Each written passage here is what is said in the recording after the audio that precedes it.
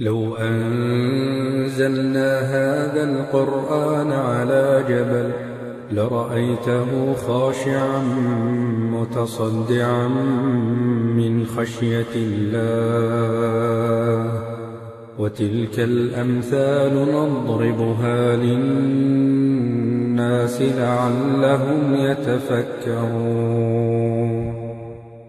هو الله الذي لا إله إلا هو عالم الغيب والشهادة هو الرحمن الرحيم. هو الله الذي لا